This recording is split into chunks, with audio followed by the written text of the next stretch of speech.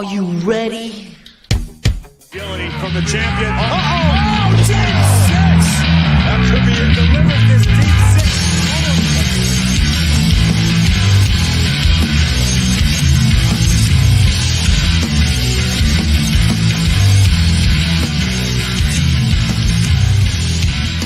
six. We are live. This is episode 136. It is nearly 11:15 p.m. on the Eastern Time here on Long Island, New York. And I am joined by Brandon, a.k.a. Bash. Brandon, welcome back.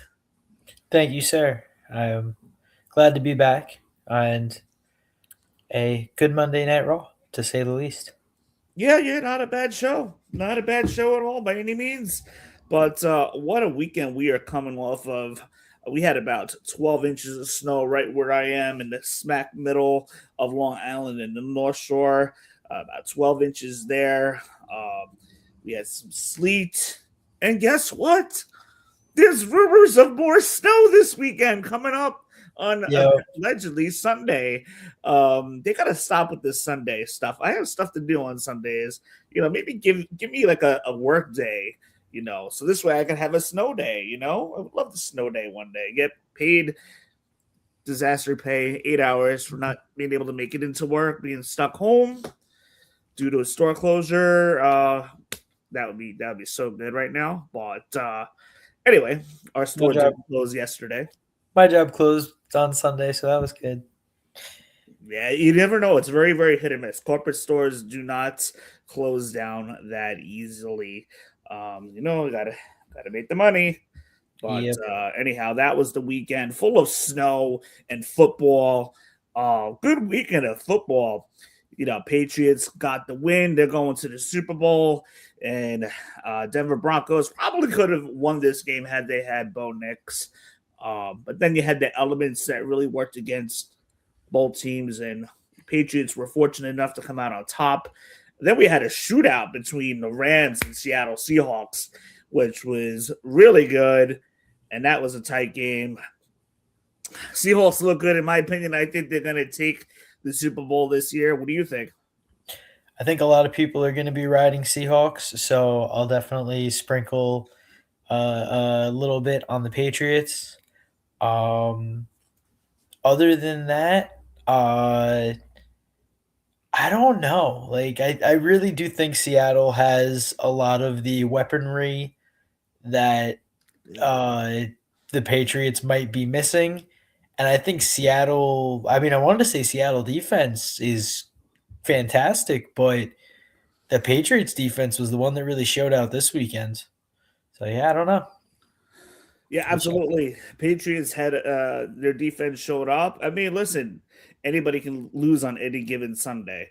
So we don't want to count out the Patriots. I don't hate the Patriots by any means. I did when Brady was there, but not so much anymore.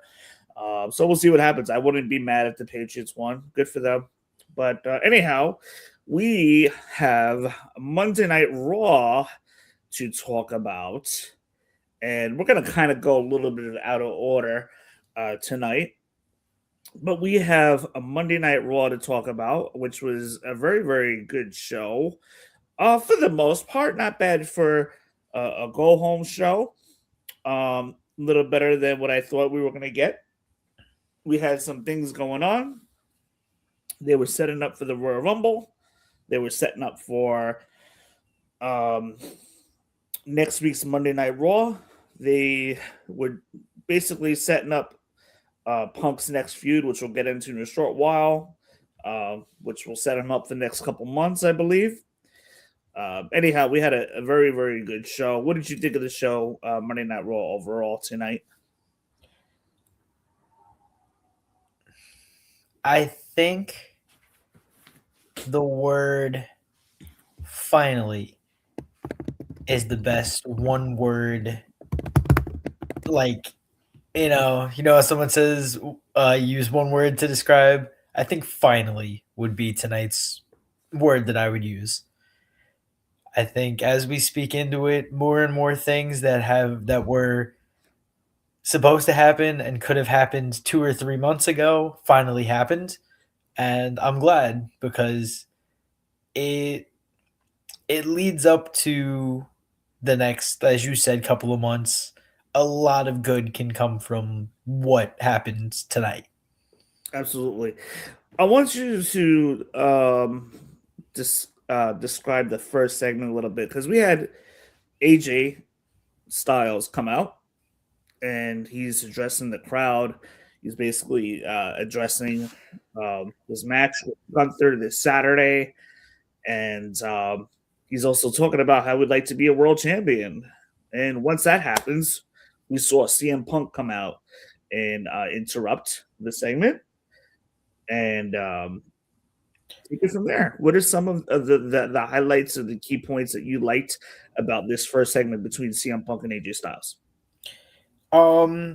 I saw a lot of respect in this one, and I think that that's great because right when CM Punk was running WWE, or at least he was trying to, Cena was kind of running it, and then Punk was trying to take over, was when AJ was running TNA at the time. So now it's good to see two guys that I personally grew up watching have a chance to go at it and face off. So that was really great. And then CM Punk definitely spoke as saying that there aren't too many guys like us that are still around, but I think the guys like us still have a lot in the tank. And I thought like that's just great to hear. And that was really it. The fans knew what was about to happen. They were chanting "Fight tonight" in the background, and I love that. I don't think I've heard that chant in a while, so that was cool to hear another big chant. And Gunther was in the foreground. A lot of it. They definitely showing that Gunther's someone who might be able to actually beat AJ.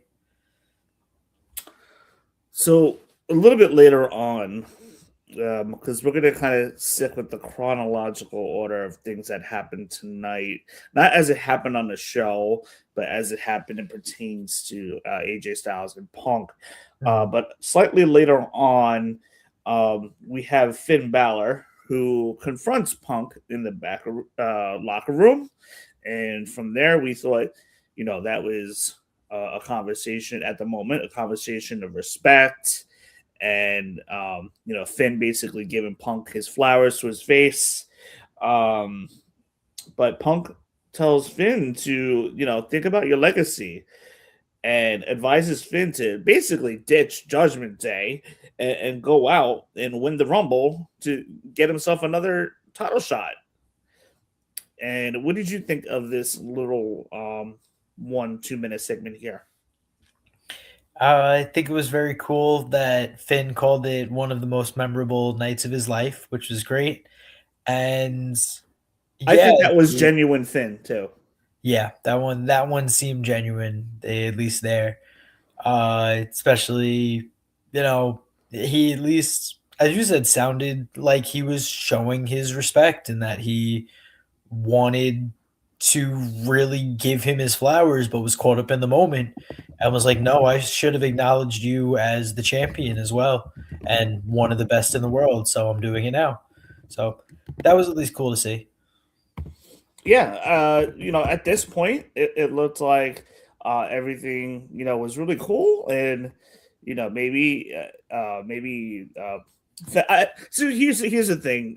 I feel like, as the night goes on, we'll talk more about it, and we'll get to that part. But at this moment, I think that was just kind of like real life Finn right there. Although, it's scripted and acted, but I think that was kind of like real life Finn at the same time talking to Punk. Yeah, like, hey, I love what I do. I've been doing it for 15, 20 years now. So thank you for being a part of, a highlight. Like that was a real genuine thank you for being a part of this highlight. So getting back to the opening segment, the way that segment closes out, basically we get Punk and AJ going back and forth, and we're getting a world title match all of a sudden. Yeah. I'm like, oh, that's interesting. We're getting a world title match. Not to mention, how do you? Here I am thinking like, this is really just how do you book this match knowing that AJ has a retire? Well, we don't want to be too quick. Rumor has it's a retirement match, but yeah, his career is on the line this Saturday against Gunther, and basically we're hearing Punk versus AJ for the title. I'm like, how are they gonna book this? Like, how's this gonna? Imagine if AJ wins, all of a sudden that turns into a world title match against Gunther. And so like all these crazy scenarios are going on in my head, and I just wasn't feeling that there was necessarily going to be a title match, a title change here. But at the same time, like there were a lot of cool scenarios going through my head with this. There was really no build to it, which is why part of the reason why I thought that Punk wasn't going to lose this title. But then I'm thinking to myself, like, how are they going to book this where Punk keeps the title, AJ still looks good going into Saturday? But we'll find out in just a little bit. Mm-hmm. So later on, sticking with the AJ Styles storyline, we'll get to the other stuff a little later. But we get a Gunther promo, which I thought was really cool. Sitting down with Michael Cole. And if I miss anything here, please let me know. And I know I'm going to miss a point or two. But basically, Gunther told Michael Cole to his face, like, I'm sick of the old timers doing their stay, overdoing their stay, and that they've been taking all of Gunther's moments away from him. All these guys chasing moment after moment, and that basically, Gunther's basically saying that he's going to take those moments away from them, and that he's going to take their careers away and stuff. And he says that he could even end Cole's career right now if he wanted to, which kind of made the vibe of the conversation a little, maybe uncomfortable for some to watch, uncomfortable for Cole. But he says he can even end Cole's career if he wanted to, but he wants to hear at the end of the match when he beats AJ Styles that he wants to hear Cole say that the career of AJ Styles is over. So there were one or two other talking points that Gunther talked about this match. If you can think of anything I forgot there, let me know. But this was a couple good bullet points I pulled out of Gunther's promo with Michael Cole. What did you think of that segment? No, I thought that was definitely, I don't want to say out of nowhere, but it gave a reason for why he wanted to do it, which is exactly what you need in this type of storyline. It didn't have to be a 5 to 7 minute hoorah on, why he's doing this and out in the ring and everything like that. Just no, I don't need this guy to take a whole year just to retire, get out of the way. These are my moments that I want. Which, when I say it like that, it does sound a little whiny and childish, but it's TV. It's it's exactly what makes sense. If I take this guy out, I get more TV time. I get paid more. I get to fight more. So makes sense. I mean, listen, in kayfabe, he's not wrong, and maybe even real life, but he's not really wrong. I mean, you got CM Punk, he's in his late 40s. He's nearing the twilight of his career. I mean, AJ Styles has been around for a long time, but Right. he is still on top. He can go. But you got guys that are, Brock Lesnar, that have been doing it for such a long time, and just taking up these spots in a way. You got the rumored Chris Jericho coming back in the Rumble. He's in his 50s. Jey Uso's no spring chicken either. He's getting up there. And but they're LA Knight. LA Knight is in his early 40s too as well. And then Randy Orton. A lot of these guys, Sami Zayn can still go. I feel like he's got another 3 to 5 years left. But a lot of these guys are getting in their mid to late 40s, early 50s, and they really just there's going to be a massive changeover. It's actually been in the WWE. It's actually been starting little by little with Cena being retiring, and now we got AJ retiring. Rumor has it that his contract is up February 1st, which we'll get into in a short bit. Gunther is a great athlete, though. He is absolutely a great athlete. Who is your favorite WWE player from Thaddeus? Thaddeus, how you doing, man?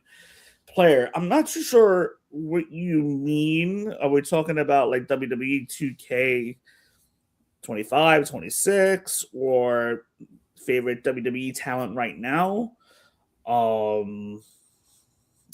If I have a favorite WWE talent right now, that is a really, really tough one because I have a lot of good ones right now. Let me see. Another comment. 2K26.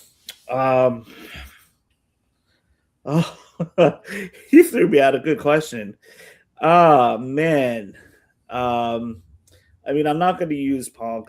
Honestly, I think I'm going to enjoy trying to use Braun Breaker for WWE 2K6. And I think he's a great athlete. I think he's going to be highlighted very well in this video game. I'm a big fan of Cody Rhodes. I'll definitely be looking to use him.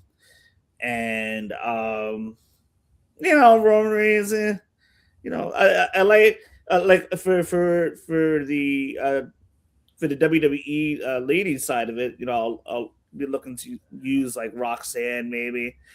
Lyra Valkyria, she's probably one of the best ones. Asuka, that would be a fun one to use for the women's division. So yeah, we'll have to see.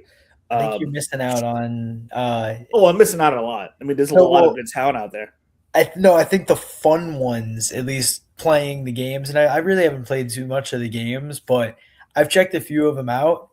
The guys that are like crazy off of the ring or off of the ropes, I should say, those guys are fun to play with. So like a Javon Evans guy, if he's in the game, will be fun. Dominic Mysterio will be pretty fun too, I would think.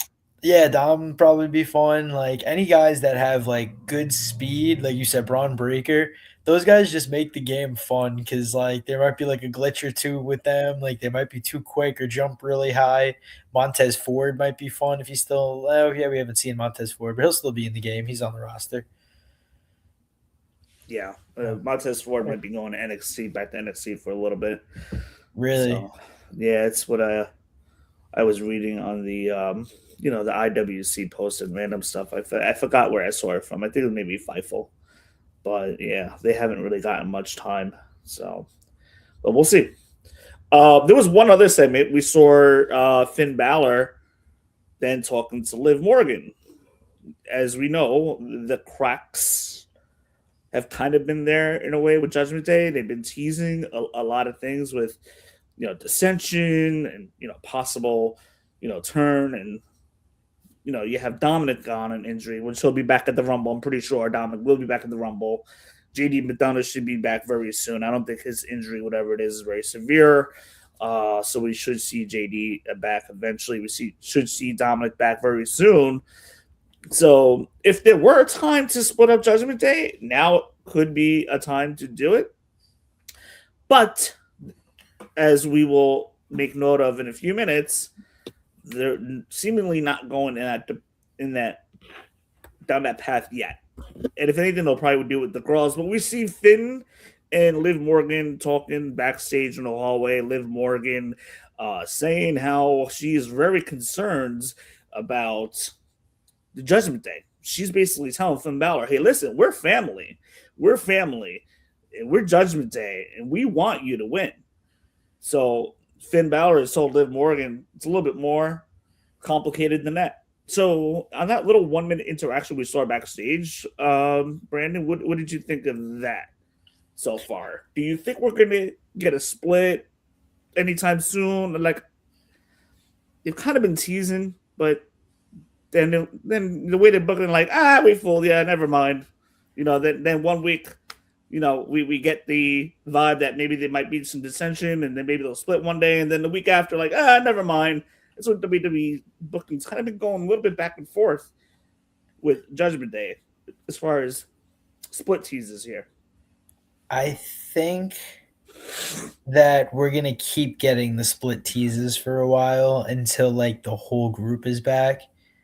And then there's definitely a time to do it. It might have to be an Elimination Chamber when maybe 2 of them are in the chamber. You put Dom and Finn both in there together. That might ruffle some feathers, start something. I was going to say God bless you, and then you had the second one, so that was a cough. Got you. You're good. Still God bless you regardless. I always do say that. But other than that, what was I saying? Yeah, I can't really see like a good time for them to really split until Mania season.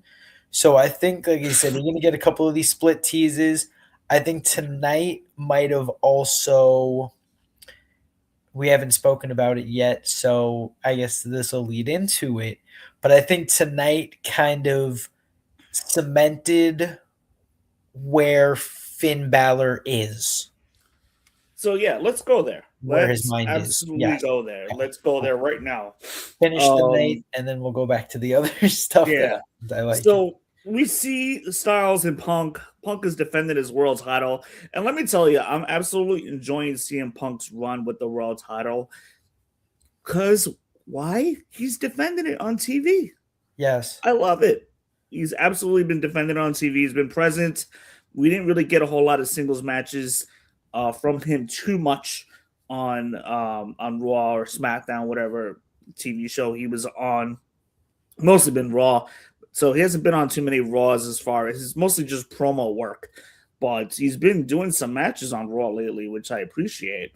So I'm definitely liking that CM Punk is present with the belt and defending it at the same time. Like literally, we've had like 2 or 3 title defenses since in this month. 3 Raw title defenses. Like I'm enjoying this, and like they've been bangers too as well. Yeah, he could still kind of move for an old guy. He said he's still got some gas in the tank, and definitely looks like he still believes that. I mean, listen, it takes 2 to tango here. Yes, I did like that quote. It doesn't always have to be CM Punk carrying the match, but we had a good back and forth match between AJ Styles and CM Punk tonight. We saw just a couple of key moments. We saw a nasty GTS that Punk did to AJ Styles on the outside of the ring, which I thought was pretty cool, which AJ almost didn't answer the 10 count to get back into the ring. Then we saw Punk kick out of the Styles Clash, which was a moment where fans believed that AJ was going to win it right then and there. Then we see Punk. He breaks up AJ Styles' phenomenal forearm, knocking him off the rope. So that's a pretty cool spot there, in which many believe that AJ Styles was probably going to wrap it up, but didn't.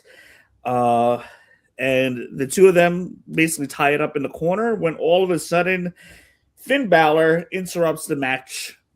Unbelievable. Finn Balor interrupts the one and only WWE match we will probably ever get between Punk and AJ Styles.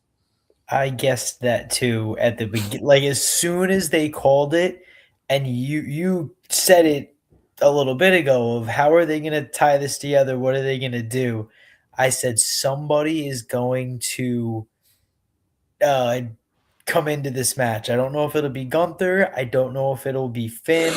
I don't know if it'll be some other third person I couldn't think of in the moment, but I knew somebody was going to come in and mess it up. And as you said, camera work has also been very good.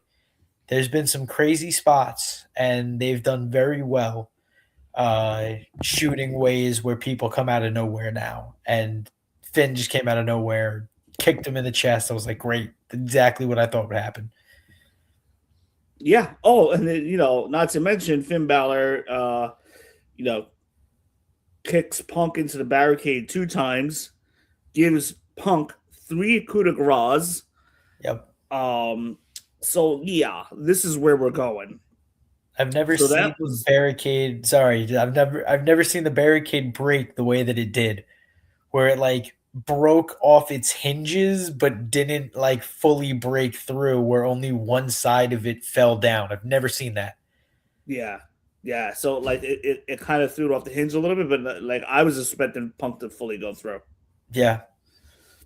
But that didn't happen. Punk got 3 coup de grace on the landing zone, so I thought that was pretty interesting. So this is where they're going. They're going CM Punk and Finn Balor.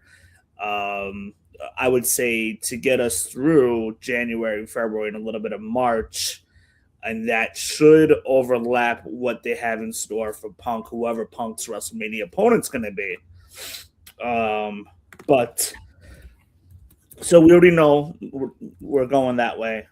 Finn, Punk. Okay. Now we got AJ Styles. So as I alluded to you guys before, AJ Styles, his contract ends this week, beginning of February. That being said, does WWE re-sign AJ Styles for the rest of this year? Maybe for a couple months, maybe to get us through WrestleMania. Is there any time tacked on to AJ Styles' contract, whether it be a couple months? Because if he was injured, usually if you get injured and you're out for a little bit, it gets tacked on. But I never really known AJ Styles to be injured or out for an extended period of time. So which leads me to believe that February 1st contract date is still intact.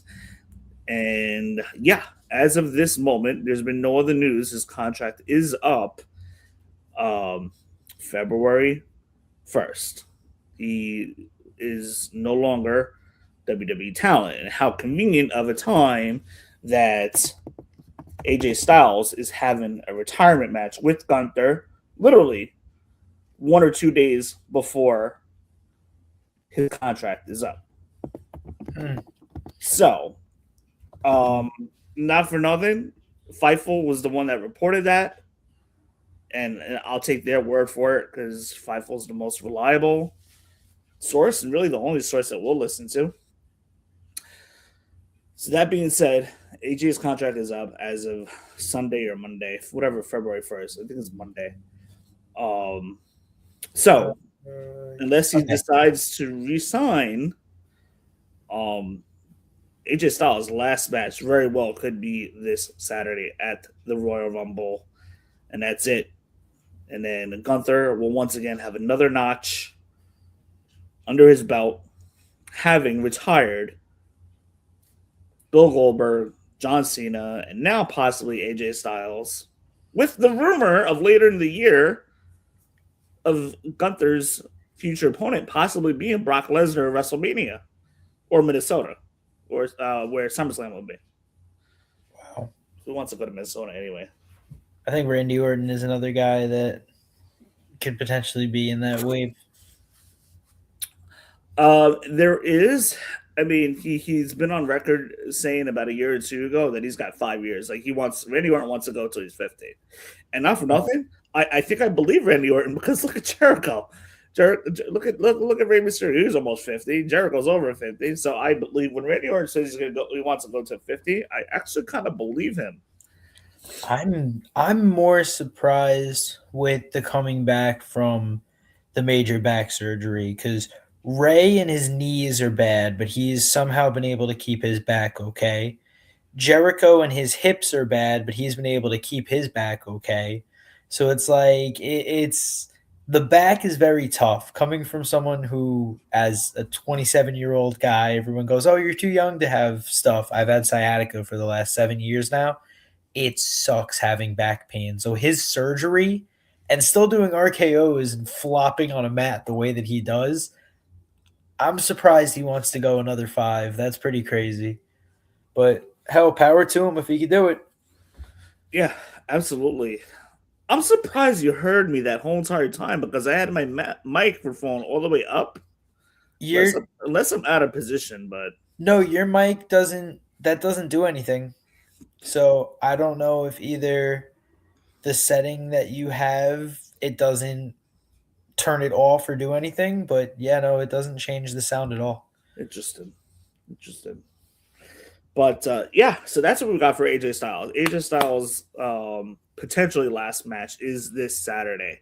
So and you know what? This kind of feels like a go home kind of tour for him. Like, look at the matches that he's squeezing in the last week. He had Nakamura on Friday. He had Punk tonight. Who knows who's going to want to challenge him on Friday? And then you got Gunther. And then not to mention, AJ Styles had a match with Cena earlier this year. Yep. And a couple other people. So it's almost like AJ Styles has been kind of having his farewell tour within Cena's farewell tour at all. Just, I mean, like I said, look at the matches that AJ Styles has had over the past number of months, having the run with the tag titles. He's gotten the privilege to, get some good one-on-one matches with some really, really high-end competitors. So I feel like he's been on his farewell tour all the way through 2025, and we're kind of just figuring it all out now over the last week or so. Do you know what else we could potentially get? Because he did say it. There's plenty of guys from a bunch of locker rooms. I think we get All Elite AJ to finish off 2026. He can go take on Edge. He can go take on Jericho, Moxley. It's a lot of guys that he could easily go take on, and we can get All Elite AJ. Would be pretty cool. Yes, and not to mention, like, he had a segment with backstage with Kazarian on the first TNA wrestling show that came back to Impact. That came back to now on live TV on the AMC, their first AMC TNA show. Mm-hmm. AJ Styles and Kazarian were face to face, and AJ Styles was talking about how, talking to Kazarian, but also looked at Kazarian's World Heavyweight Championship belt. So body language means everything too as well. So you never know. I mean, listen, AJ could win, and a short-term deal could be done with WWE, where he can, go, do some stuff with TNA, or the whole contract ends and maybe he does like a short-term run in 2026 with AEW. That's a little bit more of a long shot for me, but you never know. You absolutely never know. I do need to pose one other question to you, sir. Yeah. Do you believe that there's a potential where AJ versus Gunther ends how tonight ends, and somebody comes in and attacks Gunther so that AJ wins and doesn't have to retire? I absolutely believe that can happen. And then this way, AJ Styles wins. Maybe a new feud starts with Gunther, like maybe Brock Lesnar. Because after all, it is at the Royal Rumble. But with the news reports looming in the back of my head with AJ Styles' contract allegedly being up this Monday, it's hard for me to really book anything long-term for AJ Styles right now. And that's why I think they can go that direction, because you're trying to lead everybody into, oh yeah, there's no chance that AJ could possibly win and re-sign with WWE. Why would we do that? And then, like I said, go, oh yeah, no, somebody attacks Gunther. Now we have an entirely different opponent for Gunther, and AJ is still able to stay with us. And oh, hey, by the way, AJ re-signs a 1-year deal and, is able to stay until next year's Royal Rumble. Done. It's very possible. It's very possible. I'm not ruling it out. Like I said, it's hard for me to book past Monday. Yeah. But it could be very well a good way to go to start a new feud with Gunther. where Gunther maybe AJ is not on the list for Gunther to retire. In fact, this is all being used to set up Gunther and Lesnar. I would love that. So it's possible. It's been rumored for months. It's penciled in. We don't know if it's going to officially happen or not. But Dun, dun, dun, dun, dun, dun. if you have anything more to talk about with AJ Styles, we'll bring it up later. We're going to move quickly, very quickly for the rest of the show. We see the women of Judgment Day, Liv Morgan, Roxanne, and Raquel versus Stephanie Vaquer, Io, Sky, and Rhea Ripley. Rhea beats Roxanne with the Riptide. Judgment Day as a whole takes a loss. And do you have anything from this match that sticks out to you here? Let me check my notes real quick. Liv crawling under the ring. I don't think I've seen that in, I would say, months, if not maybe a year or so. So that was cool to see something I hadn't seen in a while.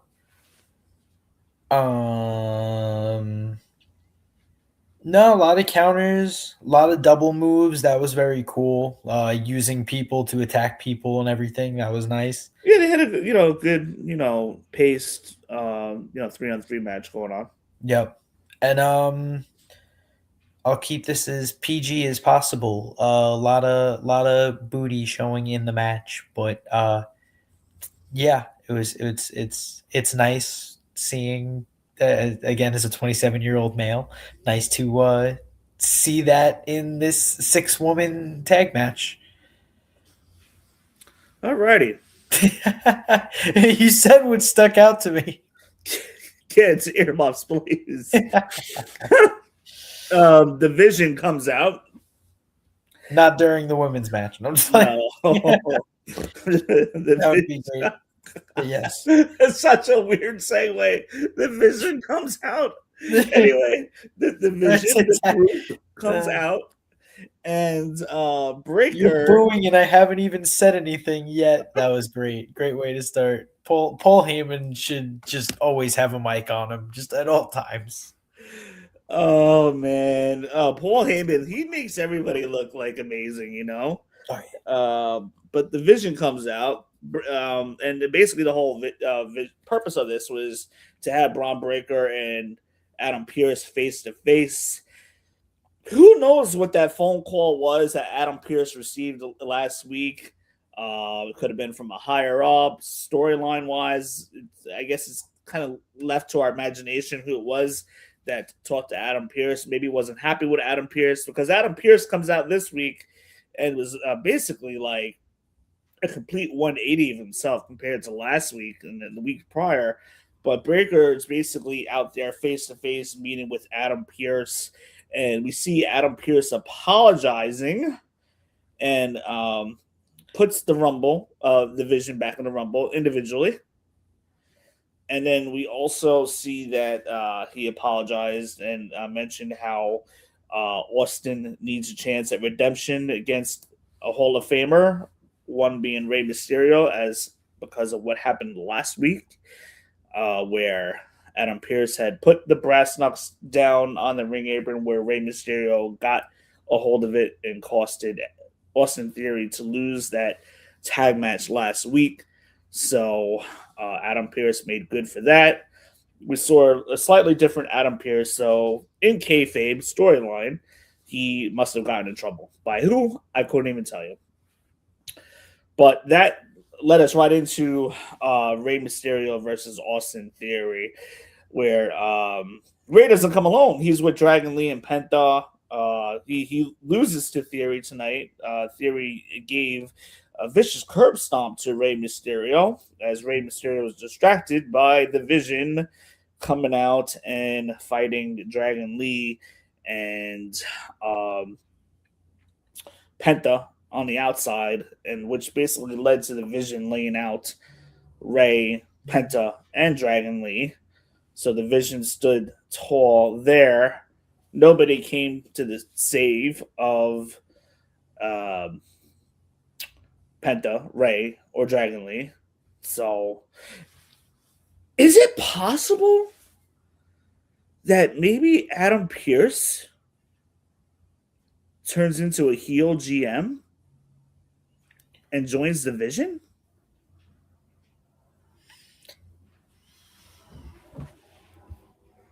Maybe. I think the other way that it goes is It didn't dawn on me until now while I'm thinking about it. Like, is it possible that Pierce has a change of heart and then eventually we see him join? And, now we got this like heel faction, kind of like when Vince McMahon ran the ministry or the corporation. Mhm. Like, do you think we might be headed that way? I see it the other way where maybe we get a more, I used to love this term in school, laissez-faire. We get a hands-off GM where maybe he just stops yelling and breaking up fights entirely, not just of the Vision, but of everybody. Because we did even see the Stephanie Vicaire attack later on, and he showed up there, but like maybe he just, like I said, doesn't really want to get into it anymore. Like maybe he starts having these phone calls more and more the more that he gets into it instead of becoming a heel. I don't know. I just don't see him. He already got booed, but I think every GM gets booed Yeah. except Nick Aldis. Nick Aldis, for whatever reason, nobody really knows how to react to him. Yeah, it was just a thought there. I like it. There's a chance. Oh, and then we got the segment tonight with the Vision on the locker room with Paul Heyman, and they're talking about, okay, what's the plan for the Royal Rumble? And Logan Paul was saying how the Vision, the plan should be for all of us. We take out everybody, and then we help Ron Breakker win the Rumble. And then Brunson said, "I second that," and Austin said, "Yeah, let's go for it." So seems like everyone's on the same page until maybe they're not. Maybe we already get the Vision to fall apart early. Maybe they come out 1, 2, 3, and 4, and that's how we don't get Adam Pearce as a, like, as you said, a heel. Maybe we get him as like, hey, you guys can either all be together or all be separate. Whatever happens, like, I don't know. A lot can happen from this storyline, which is cool. We're going to get into that in just a moment. For those of you guys that are watching, we are sponsored by www.backsportspage.com. That is www.backsportspage.com. Check them out where you can see plenty of wrestling individuals from wrestling interviews from past and present wrestlers, and a lot of sports that you can catch up on: NBA, MLB, a lot of interviews and podcasts there as well as our podcast. We are on www.backsportspage.com. Check them out. We're up and coming, baby. The cog of the wrestling segment, the wrestling part of backsportspage.com is moving along. So it's going to be a very exciting year for us. So that being said, really quickly, we're going to talk Natalya's vignette. Natalya says that she made Maxine and that she failed Natalya. Maxine, that is. Natalya saying that Maxine failed her. And she says that this is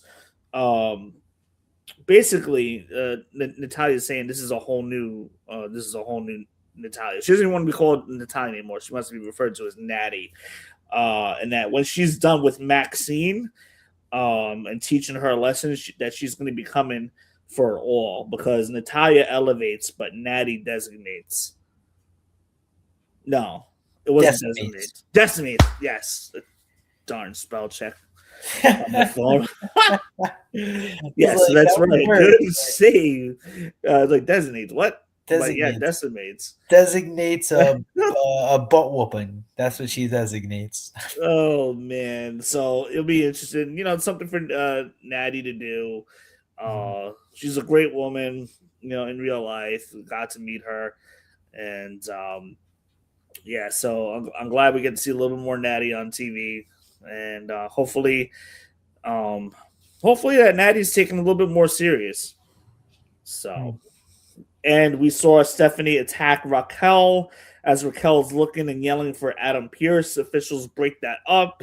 So what you don't see on Raw, because you got to be either watching internationally or have a VPN. Thank you, NordVPN. But you got to have a VPN Not a sponsor. from an out of US. Yeah, right, an out of US VPN to be able to watch Raw straight through, to be able to watch SmackDown live at whatever time it's actually in real time, with no ads, to have NXT, Saturday Night's Main Event, all the pay-per-views all in one spot on Netflix. So thank you, NordVPN, for helping out with that. But anyway, so for those that are out of the country or have a VPN, they were able to see that Raquel came out in between Raw segments and was yelling and demanding a match with Stephanie Vaquer. And it was like almost like over the top. And then is when I believe the commercial came back, because mind you, it's straight through on my end. So I believe the commercial for the US came back right around the time when Stephanie Vaquer was in the locker room walking towards Adam Pearce, and Adam Pearce granted Stephanie Vaquer that a Philadelphia street fight for next Monday night on Raw, where Stephanie Vaquer will be defending her title against Raquel. Wow, so a no DQ. Okay. Yes, Philadelphia street fight. Who helps Stephanie? Oh, no. I don't know.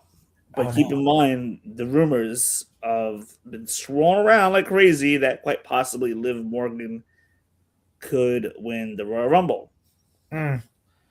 Imagine that they set up Liv versus Raquel WrestleMania. I don't know if I see that happening. I feel like they would put more of a higher profile, more reliable match and have Liv versus Stephanie. But I digress. It is a chance where Raquel could win it there in a match that kind of favors the both of them. Yeah. I can see Rhea and Io helping out again. That's good too. If other people get involved. Well, I'm already saying it's going to be a 3v1 because the Judgment Day girls are obviously going to be there. So I'm thinking someone's going to have to help. And it's a street fight too, so you know that it's going to be crazy.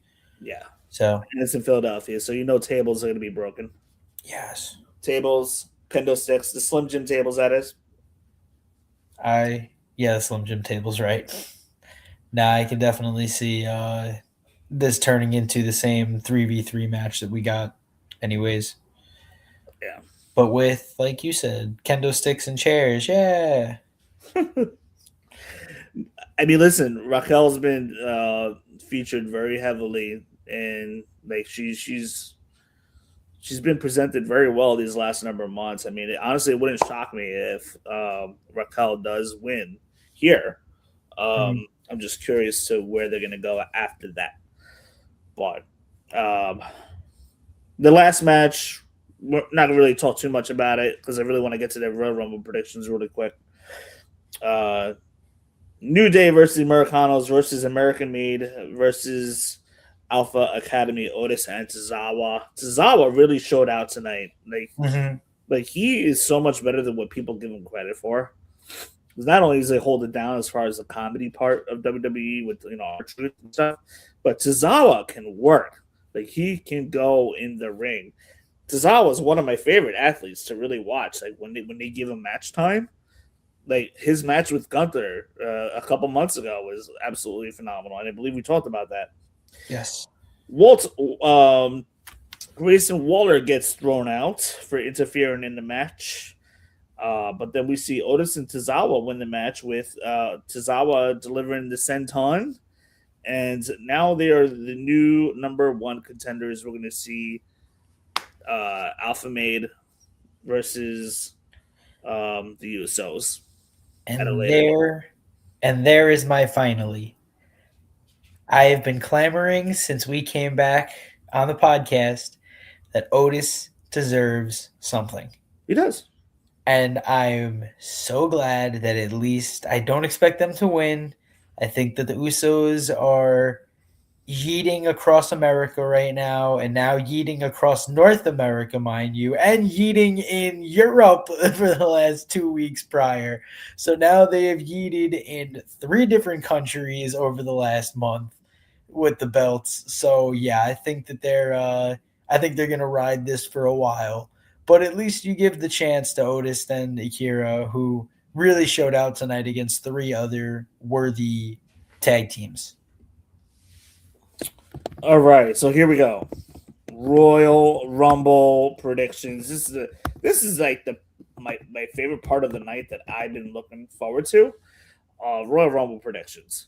Mhm. So here we go.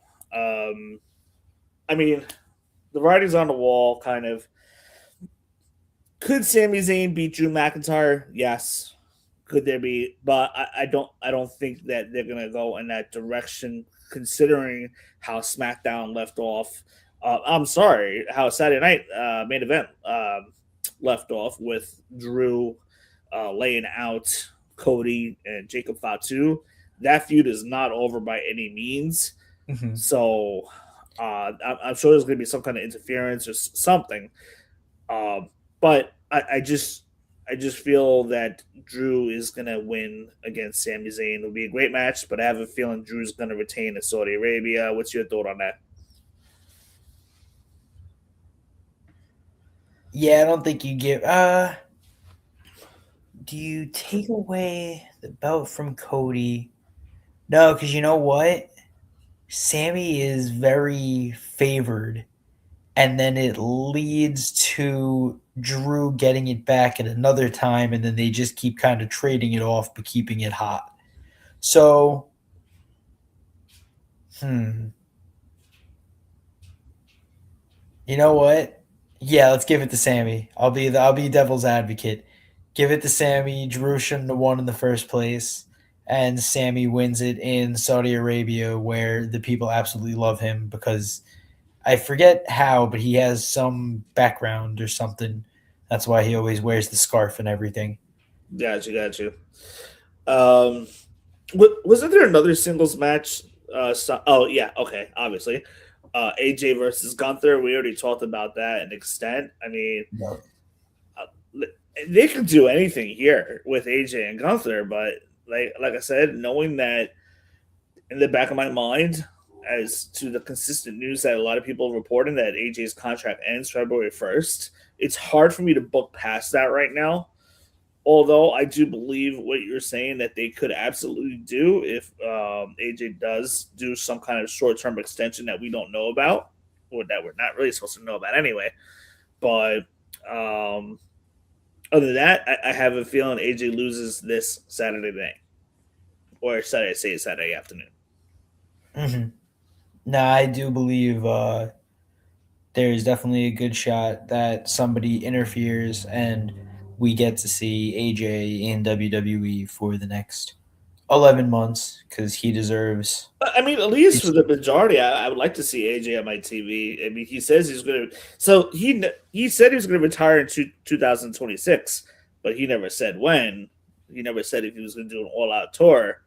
I think he just wants to go. I think he just wants to kind of end it on his own, you know. And like I said, just with like finding out his contract status, and then finding out just knowing how AJ's been booked with all his like favorite, Punk, Nakamura a couple days ago, and then John Cena earlier on, and getting the tag team title run recently, and then losing it. It feels like the setup is there that AJ could lose this Saturday, but if he's sticking around, if he agrees to stick around through WrestleMania season, maybe past SummerSlam or something, then your prediction, I think, would be the way to go. Have Brock Lesnar come in and interfere, and then we start the Brock Lesnar program and Gunther program, and then we go from there. Mm-hmm, mm-hmm. I like that one. I mean, to be able to retire Brock Lesnar, that would be a big notch on the belt, a big notch on the belt. Yes, I like it. I do believe they're trying to get to Gunther and Brock Lesnar for sure. So again, like we spoke about before, this AJ feud is probably the bridge to get us to Gunther and Brock Lesnar. For all we know, AJ Styles might stick around a little longer. Mm-hmm. Mm-hmm. Yeah, true. And Chelsea? who knows? AJ Styles could still lose. Gunther's celebrating, and then Lesnar's music hits. Yeah. You know, you don't need to. As we've seen in the past, like Lesnar, all he has to do is just show up, music hits, circle the ring, get in, confront Gunther, put him at F5, and that starts the feud. Very true. You don't need to do a whole lot there. Let's Women's set Royal the- Rumble. I have Liv Morgan winning, as Okay. that's my prediction. I think she deserves it. She's had a couple good showings, but there is also the rumor of Bianca Belair returning. She has not been on TV in 10 months, just about.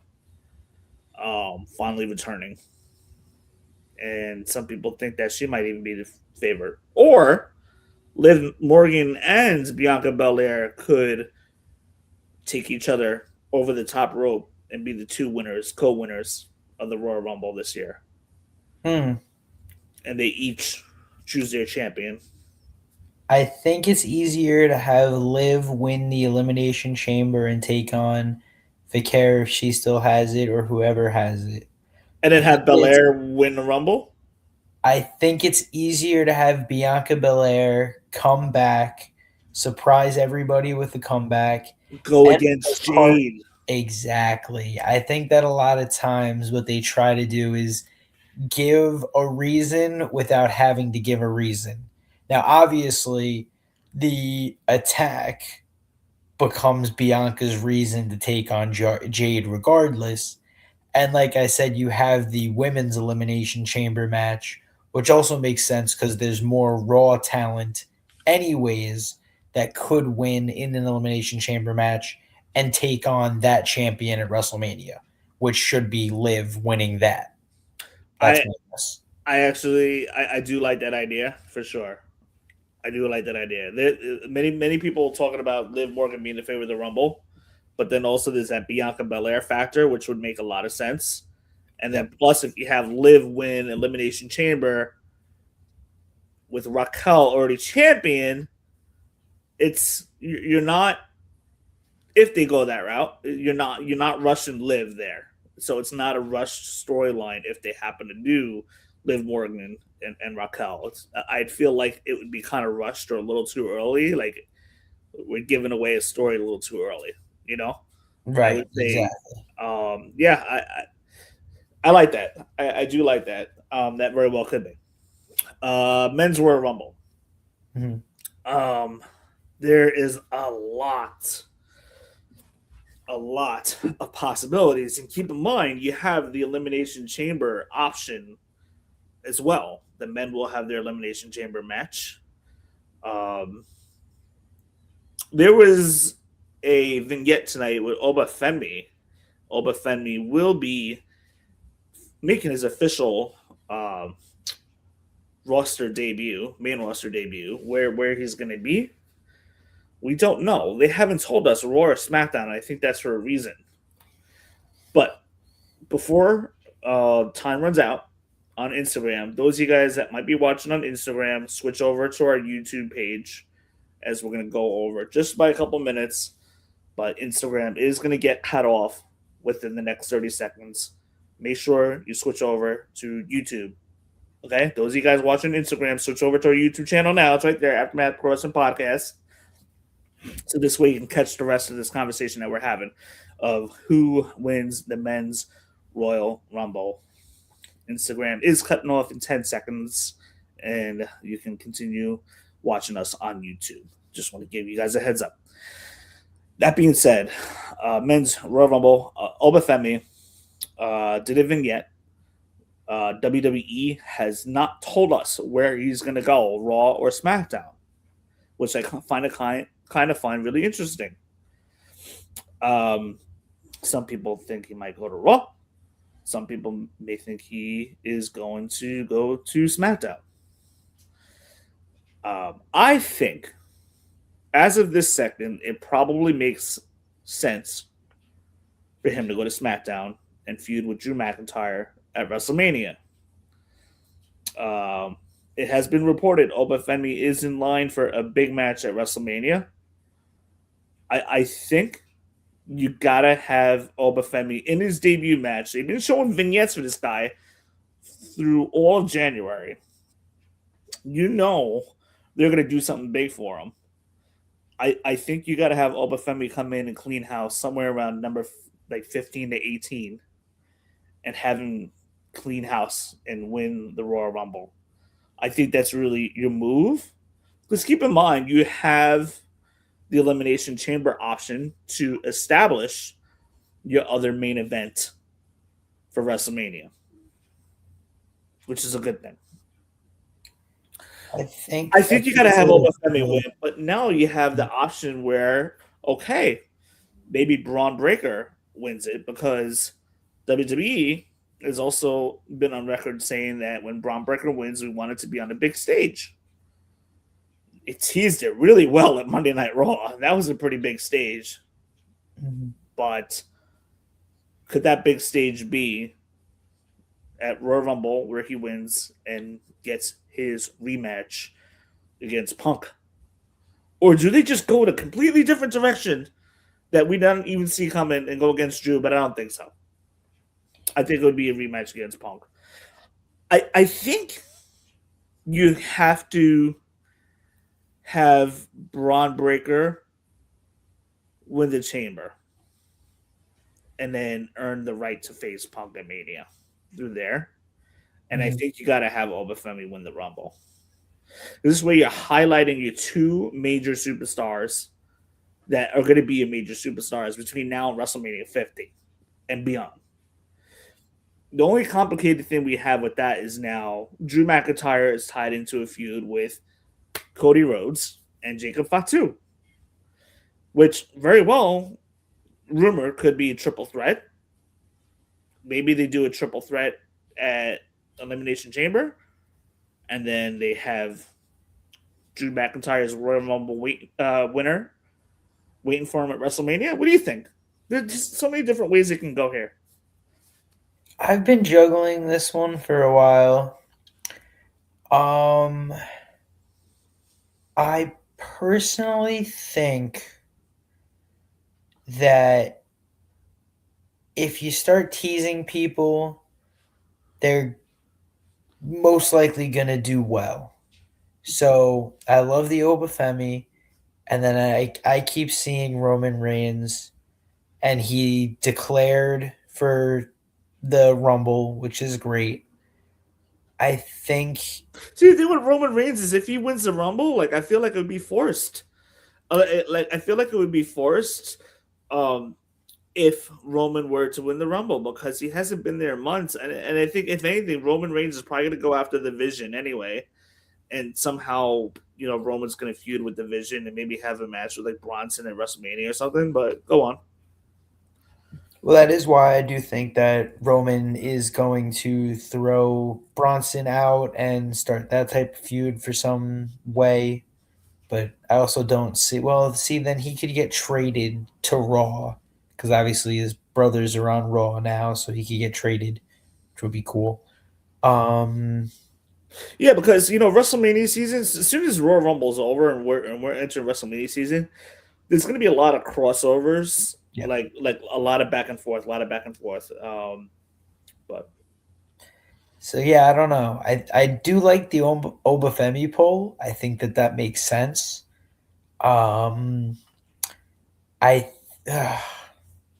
Is Jacob Fatu a big enough star yet? Wow.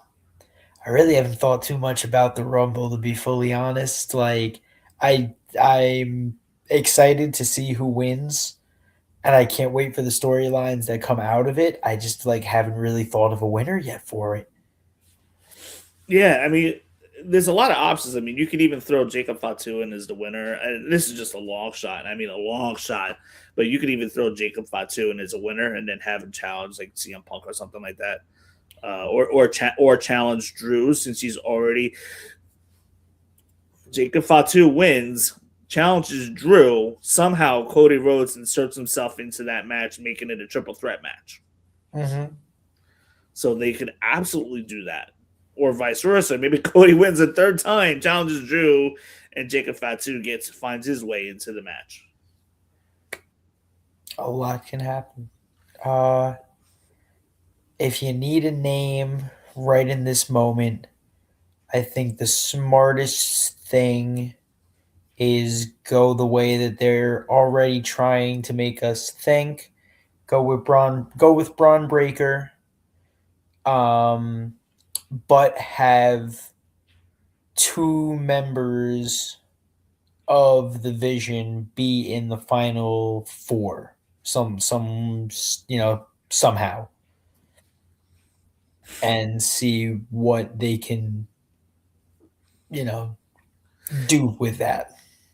Now, what happens if this, like, mostly, maybe some of the Vision is already eliminated. All the Vision's eliminated, except for Braun Breaker. Braun Breaker being part of the final four. And the Vision comes in later in the match and wipes out everybody. And then Braun Breaker throws them all out and wins the Rumble that way. I could easily see that, no I question. could see that because, like, according to what was said in the back room, Vision's going to try to help out Braun Breaker. Who do you predict to be your final four participants in the Royal Rumble? Finn, Roman, Oba, and Braun. Oh, okay. So now that you said Finn, that makes sense for me. So I'm going to have to say Finn, Oba, Braun Breaker, and Cody Rhodes. Okay. This is my final four. I think my fifth, I think you might have just named my fifth would be Cody. Like we're kind of there, but yeah, I mean, if you want to say like 5 to 10, I mean, you figure maybe one other member of the Vision will be there, like a Bronson Reed, Roman Reigns will be in there, towards the end. Hey, and not to mention maybe Jericho. Yeah, we might be getting Jericho this week, but then I'm just. You can't listen to everything the IWC says online on Facebook or anything like that because I'm just hearing so many different things. Oh, like Jericho's going to be doing a cruise tour in February and March, and he's not going to be around, and that's not going to happen. And you know what? Maybe that's true. Maybe Jericho is not showing up at the Rumble, and maybe he shows up as somebody's mystery opponent at WrestleMania, which would be sick. Cool. That would be sick. I could see him taking on the Miz at Royal Rumble. Oh God, just keep the Miz away from everything. Well, that's the thing is Miz has not been a winner at all. He doesn't face anybody. So they could be like, well, nobody wants to face you, bro. And then be like, I don't care who you have to call. Find an opponent for me. And then all of a sudden Jericho comes out of nowhere back to WWE.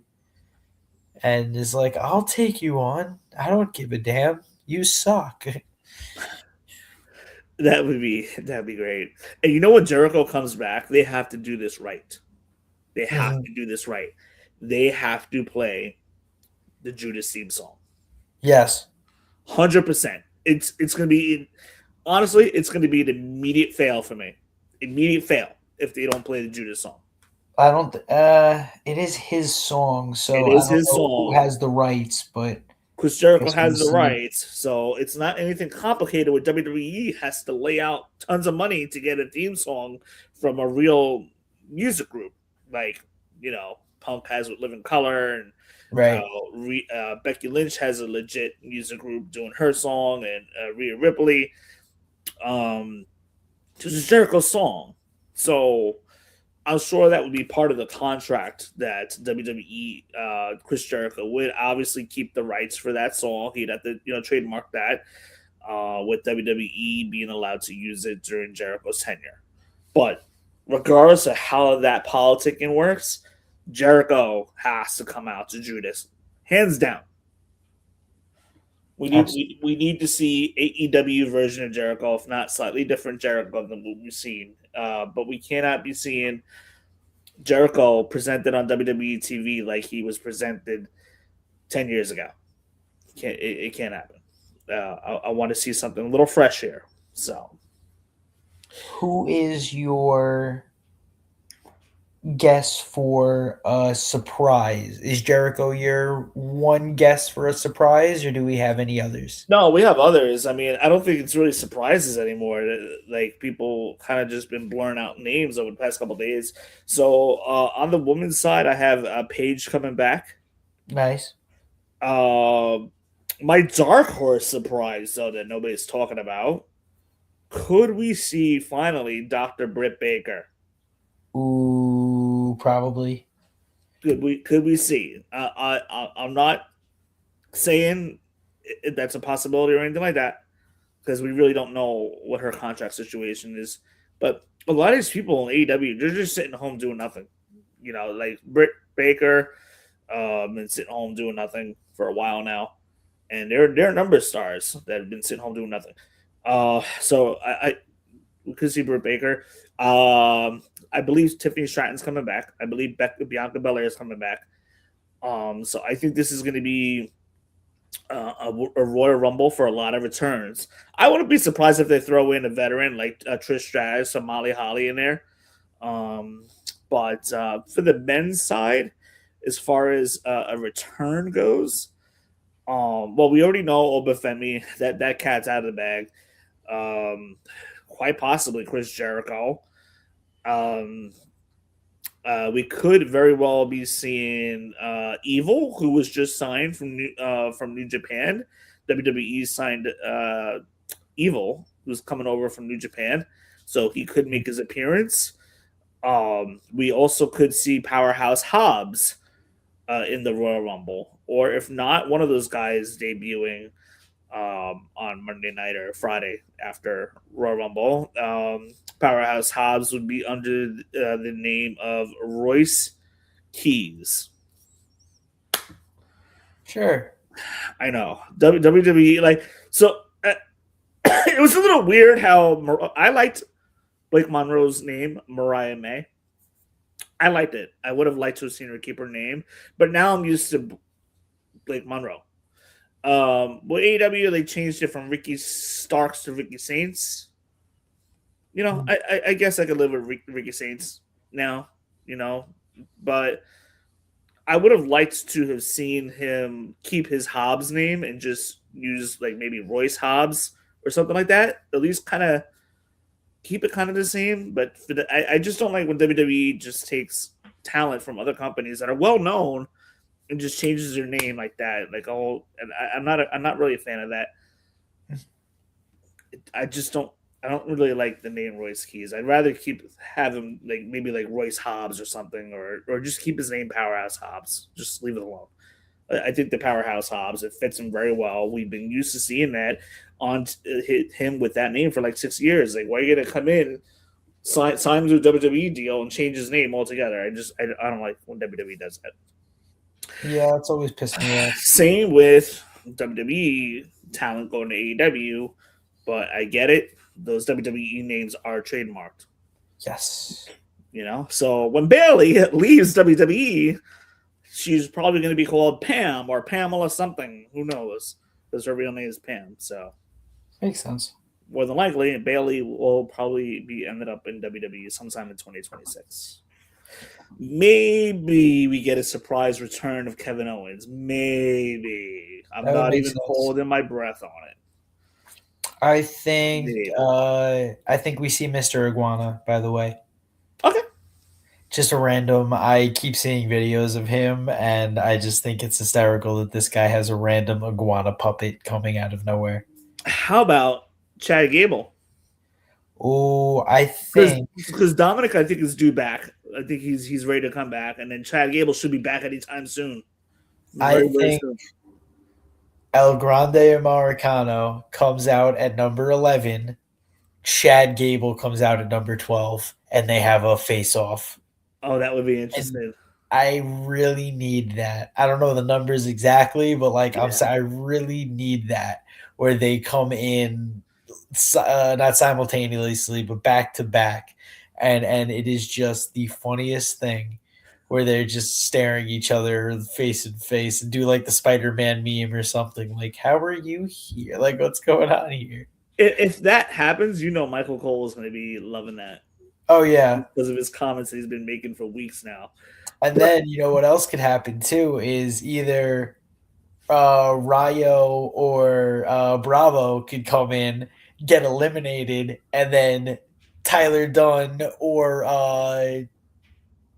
who's the other one? Tyler Bate and Pete Dunne. Tyler, I put it together. Tyler Bate and Pete Dunne could come in at like number 18 or something later on. That would be hysterical.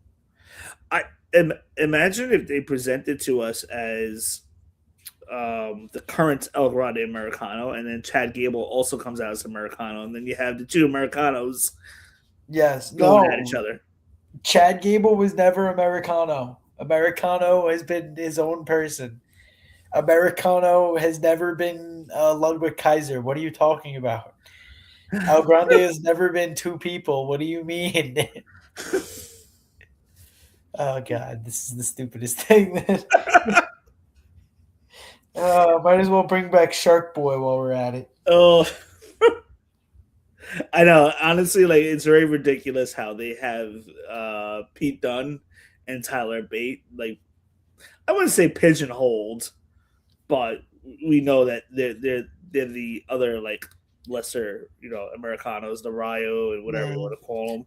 Well, that's where you have. But to our imagination, we're not supposed to know who they are, even though we do know who they are. So, like, WWE, Triple H could easily pull the trigger and be like, "Hey, the return of Pete Dunne or the return of Tyler Bate." Right. They could easily they could easily cut that out if they wanted to, which is, I guess, okay. Well, no, Michael Cole broke the 3.5 wall because Tyler Dunn's doing the Tyler Bate Pete Dunne. There we go. Tyler Bates doing the spin, and then he came in, and then Michael Cole goes, "Oh, this move looks eerily familiar," and it's like, bro, I hate you. I love you, and I hate you. Keep breaking the fourth wall. So it's not that we're not supposed to know; it's that we all know. And the fact that Ludwig Kaiser is going on Duolingo every night and learning his 20 Spanish sentences to let him pass is amazing. Like, sometimes it is kayfabe, other times it's a shoot, sometimes it's a work, so whatever it needs to be. They're doing great, and we've seen it, the three faces of Mick Foley before. Like, we've seen it happen. So you could have Ludwig Kaiser come in as number 6, and then have El Grande Americano come in at number 23 when Ludwig gets eliminated by number 15 or so. Like, there's so much that can happen. I would love to see it. No, 100% for sure. There's a lot they can do. I mean, there's so many different angles that they can go with the men's Royal Rumble winner this year. We kind of have a general idea. Not to mention Tiffany Stratton will be back too, but I think for the men, somebody was saying Seth Rollins. Like, no, that's not happening. Seth Rollins probably not going to be back till the night after Mania to maybe start a feud with Braun Breaker or something. But I think that pretty much answers your question, like who I have as far as comebacks and returns for men and both women. So many different directions they can go with the men's Royal Rumble. Not to mention that, keep in mind that if your favorite winner doesn't win the Royal Rumble, they also have the chance to the Elimination Chamber, which is good. Which is, pretty much used as a number one contender match. So that being said, there's so many different angles that can go. That's what's going to make this Royal Rumble kind of. A lot of people have crapped on the booking leading up to Royal Rumble. And I kind of have to, in a way, kind of disagree a little bit because even though they threw two matches on there relatively last minute, the road to WrestleMania officially starts at the Royal Rumble. Things start and soft resets always happen from the Royal Rumble moving forward because that's Yes. how we know we're on the road to WrestleMania. Wrestling's best season out of the whole entire year is between Royal Rumble and WrestleMania, and then we just go from there. And we're about So to get 12 hopefully fantastic contender matches for the spots in Elimination Chamber right after Royal Rumble. So those 12 matches should all be good. That's going to carry two, if not three episodes of Raw and SmackDown until that. So that'll be really good. And then the women's tag division is starting to heat up, so that'll be good. Like I think like you said, what they were able to do is set up a lot of really good things. And the Royal Rumble always sets up matches after because somebody throws somebody out and now they're in a feud. yeah, Somebody throws somebody out that are tag teams and now they split up. Like there's always things that happen in the Royal Rumble that allows for more matches later on. So I yeah. think they're doing all right. They're And fine. you gotta keep in mind the holidays after Survivor Series is usually kind of a lull between Thanksgiving and Royal Rumble, and then not to mention that they're kind of like booking for Saturday night's main event and Royal Rumble a week apart, which they're kind of you know they're setting Right. up anyway for the holiday season. I think we kind of got some of the most interesting stuff out of any holiday season I've seen in a long time, like Cody losing the title, like having an amazing um, championship match between Punk and Braun Breaker. We've had bangers on SmackDown, banger after banger, as Sheamus would say, with the United States title matches, this U.S. Open matches Mhm. happening. So we've had a lot of good stuff considering we were at the holidays. So some of the booking is a little funky sometimes, like, oh, let me attack this person, then I'll get a number one contender spot. That shouldn't be. That's just like lazy booking right there. I think wins and losses should matter in order to get a title shot. So there has been some booking stuff that's off, but other than that, like generally we've been seeing some pretty good stuff. But that being said, we're gonna wrap up this show. We got a Royal Rumble post show coming up Saturday, which if I had to guess will probably be around 6 o'clock or so. But before we go off the air, Brandon, do you have any last minute thoughts, comments, emotional outbursts, anything of the sort? I wonder if Kofi is in the Royal Rumble, and I wonder if he has anything crazy planned this year. Oh, I'm Because sure he does. I feel like we haven't seen anything crazy from him lately in the Royal Rumble. Like, yeah, because one year he tried and he failed. His feet hit the floor. I feel like he hasn't been in it recently, or if he was, like nothing really happened of the sort. So I hope Kofi does something amazing this year if they also put him in the Rumble. Yeah, I think we could expect to see Kofi in there for sure. I feel like he's probably also getting close to being somebody who has the most Royal Rumble appearances. I wonder, that would be really good. Yeah, they made a comment about Rey Mysterio being up to about 16 appearances, and Kane has 18 appearances. So, I mean, assuming that Kofi's been in the Rumble every single year, he's not quite there yet, but he's up there. Since he figures since 2008, 2009, that's about mm, Kofi's close. 15, 16 appearances, possibly. Rey Mysterio's at about 16. Kane, if I heard correctly on Raw tonight, Kane is at 18. So, and I would think That's the crazy. Miz is going to be up there too as well. Kofi Kingston has competed in 16 Royal Rumble matches. Wow. Wow. And then it says Kane has been in 20. Or I guess you said 20. 18, That's but crazy. maybe they also because there was the greatest Royal Rumble and everything too. So Yeah, I 2 in think 1 Kane year. was in that. Exactly. So that may have so he was probably in 18 Royal Rumbles, and then mine's showing 20 Rumbles, but Yeah. still, yeah, that's just pretty crazy that Kofi's been in that many. Kane has the most eliminations. He had 13 one year. I love that is also what I really like when they do Royal Rumble by the numbers. I always love that little coverage. Yes, yes. And But obviously it changes every year. The numbers change a little bit, the times change a little. look for Obafemi to shine this year. Like he's Mhm. gonna have breakout. Even if he gets thrown over by somebody, he is gonna have like WWE fans are gonna remember his name going forward for a very long time, starting this Saturday. I hope we get Oba versus Braun face off. I think they'll tease it. I think they'll tease it. I Yeah, don't think they're gonna have them face off though. I think they're gonna keep them away because not everybody watches NXT, and we've seen it on NXT if I'm not mistaken. hmm But not everybody watches NXT, so that when the moment does happen, when Braun Breaker's champion and it feels special, and then Obafemi is like larger than life. At that point, you can finally put them together in the main event of WrestleMania at some point in a couple of years, and it would be big match feel.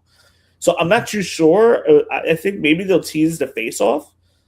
yeah, I'm not too sure if they touch though. I don't think they're gonna touch. I just have the feeling like you got to save that match for yeah. another. That would make sense.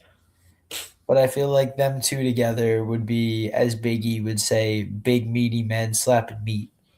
Like that would just be intense. But yeah, I think you're right where they gotta preserve that for a little bit, so keep them away from each other, but have them stare at each other and then beat up other people.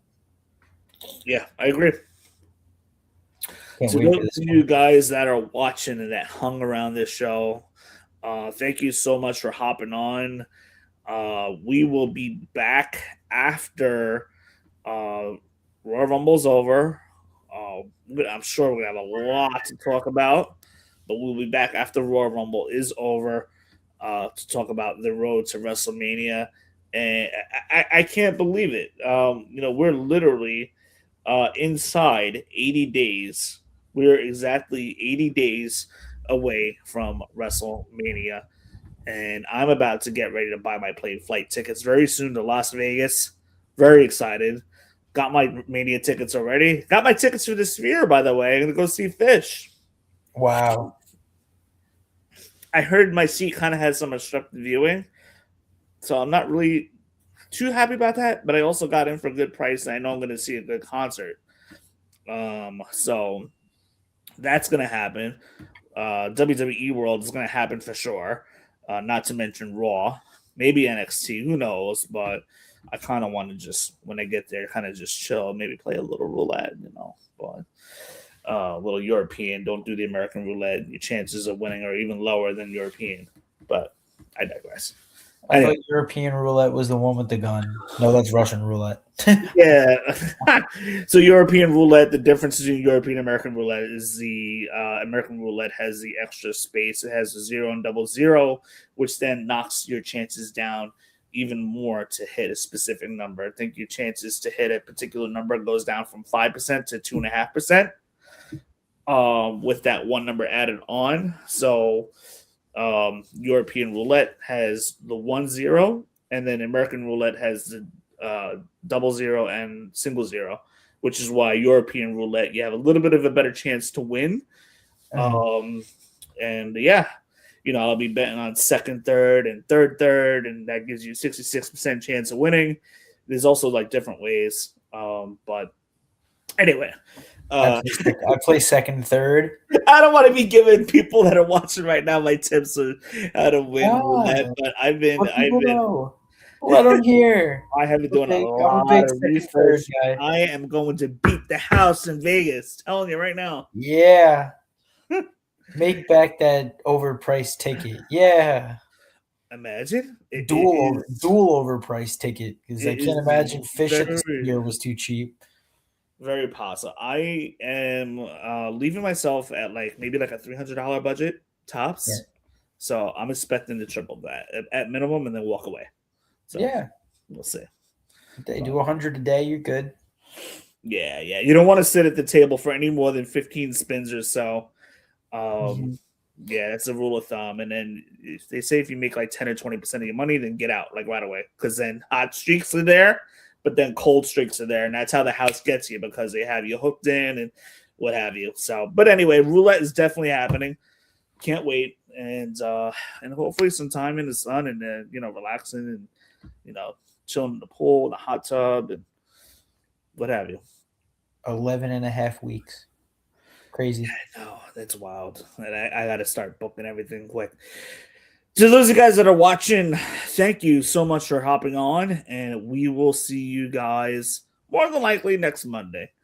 But before that, make sure you catch our Royal Rumble post show, 6 o'clock Saturday night. Talk to you guys soon. Agility from the champion. Oh, 10-6. That could be a delivery.